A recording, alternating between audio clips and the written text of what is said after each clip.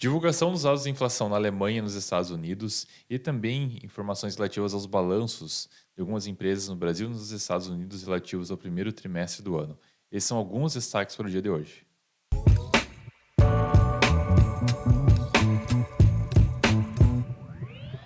Bom dia a todos, sejam bem-vindos a mais um vídeo aqui na Valorama, 10 minutos de economia. Meu nome é Jader Giacomelli, especialista em investimentos aqui na casa. E vamos dar início, então, ao nosso programa, trazendo a você todos os destaques, tudo aquilo que está movimentando os mercados no dia de hoje. Você que não é inscrito no nosso canal, fica o nosso convite. E também, além da subscrição, também dar o joinha no vídeo que nos ajuda bastante. Pois bem, como de praxe, então, vamos dar um rápido giro no mundo, ver como as bolsas estão se comportando. Bom, o que nós percebemos, então, que os mercados estão principalmente na Europa, um misto de humores, sem grandes surpresas, né, sem grandes oscilações. O mercado chinês talvez foi o que mais oscilou, o que mais caiu até o presente momento. Quanto ao nosso monômetro, está no patamar ganancioso, continua no patamar de 60, sem grandes surpresas. Quanto ao VIX, hoje está caindo, isso é bom para os mercados, caindo 7, quase 7,5% na casa de 16. E aqui o DXY, o dólar a nível global, também está nos últimos dias fazendo uma lateralização, continua ainda no patamar bastante fraco. Pois bem, quanto ao calendário econômico, então, tivemos alguns destaques hoje. Hoje é o dia da inflação, como nós, no caso, estamos falando desde a segunda-feira, né, que todo o mercado estava numa expectativa para ver os dados inflacionários. E começando pela Alemanha, então nós tivemos a informação lá hoje, para o mês de abril, era esperado 7,2 e veio exatamente dentro desse esperado no caso, né, veio dentro desse range. Então, 7,2% continua indo em patamares elevados, né? E teve uma fala, inclusive, do primeiro-ministro não, perdão, o ministro da Economia da Alemanha, falando de que, no caso, a inflação tem que vir para baixo, ela está diminuindo, né? Então, a demanda ela não pode ser adicionada, ou seja, essa demanda tem que cair, né?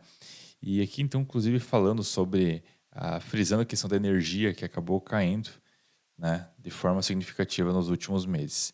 Então, com certeza, hoje a inflação continua sendo ainda um dos principais temas para o combate dos bancos centrais, né? Isso também estamos vendo, no caso, nos Estados Unidos. Nos Estados Unidos, então, nós tivemos a divulgação do CPI hoje, no core, que no caso, onde há exclusão de alguns itens como alimentos, combustíveis, veio dentro do esperado, 5,5%, e no principal indicador, era esperado 5%, veio 4,9%, levemente abaixo das expectativas.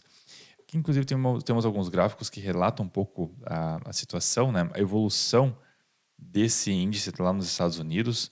Nós já tivemos situações bem mais complexas, né? Claro que ainda nós estamos num processo ainda de desinflação, então não é um processo deflacionário, desinflação, porque depois uma alta inflação, a diminuição dessa inflação é chamada desinflação. É um dos fenômenos econômicos, sim, mas sim muita coisa ainda para acontecer. Eu acredito assim, a inflação ainda continua alta, criando não 5%, ainda um patamar elevado para os padrões norte-americanos. Para a Alemanha também 7,2% ainda é elevado. E, querendo ou não, claro, isso foi refletido no mercado, nos juros futuros, né?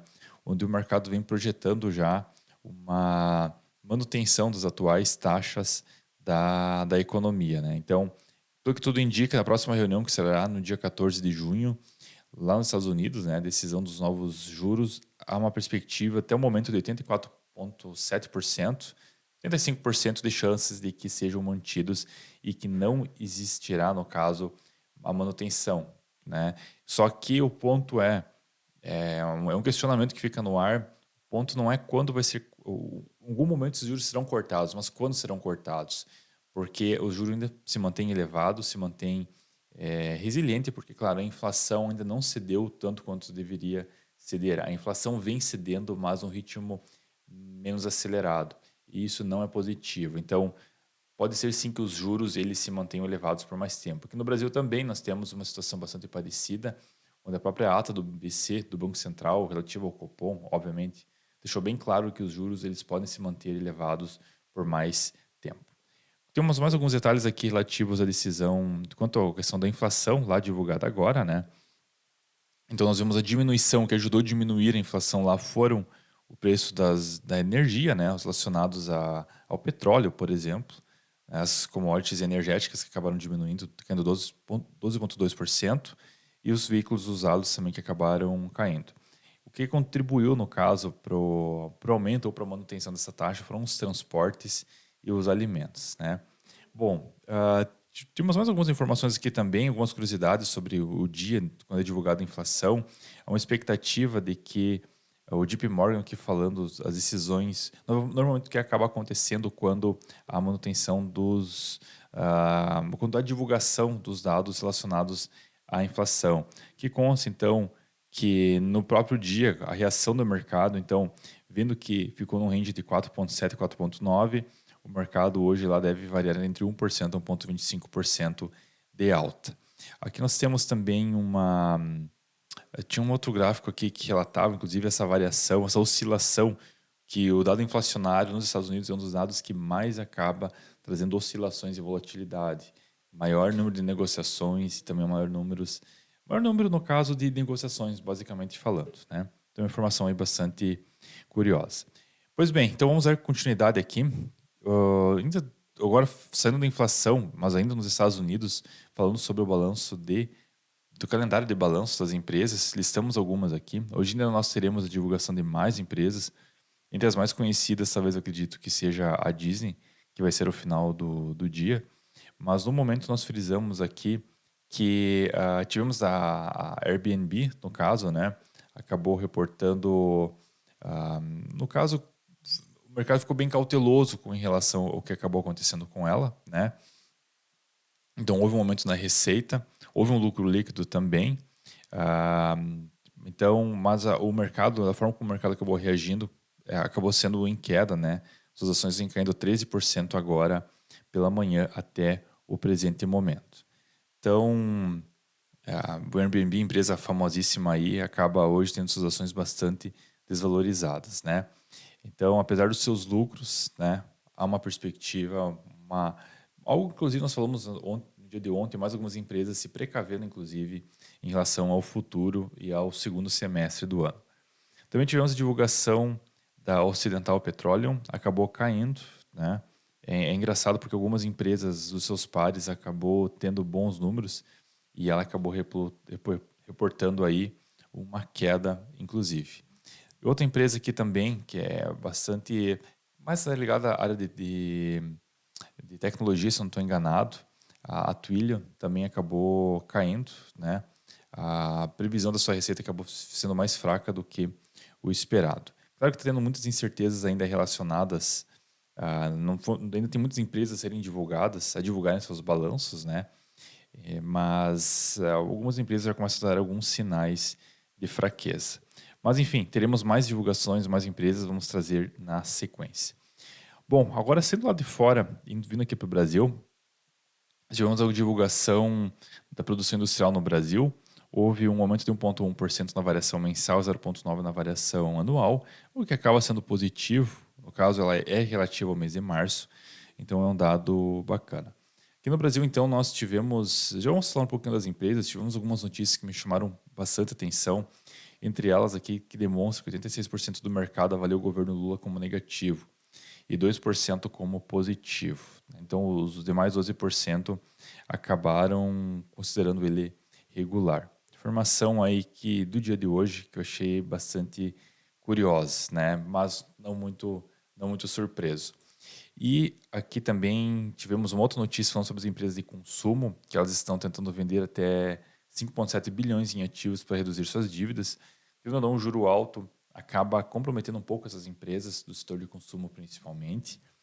É claro que juro alto não é positivo, mas ainda nós estamos lutando contra a inflação, então infelizmente é um remédio amargo que se faz necessário. E querendo ou não, empresas de consumo são cíclicas, juros altos, então realmente acabam impactando elas de forma mais direta.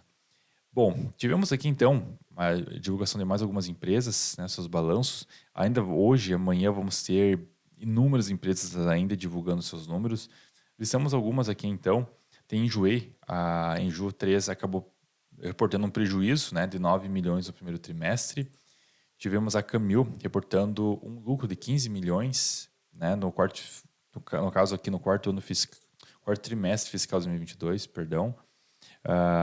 Então essa aqui, claro que essa informação aqui está um pouquinho...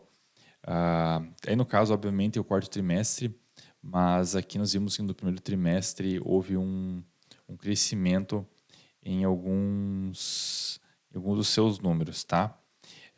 Dando sequência, então, aqui nós vemos a Brasil Agro acabou reportando um prejuízo líquido. E só um adendo que a Brasil Agro, o balanço dela acaba sempre iniciando no mês de julho.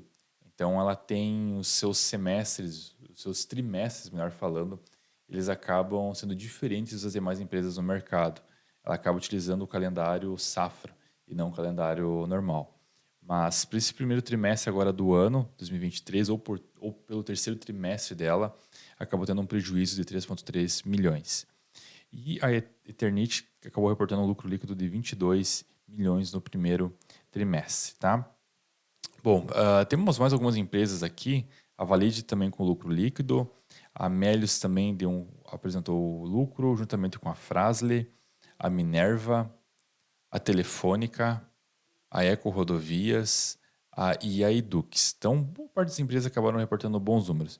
E quanto a Edux, inclusive, nós vemos aqui que hoje a empresa que mais vem subindo 16% até o momento, seguido de Conga, duas empresas do setor educacional estão performando, o setor de educação performando bem até o presente momento, né?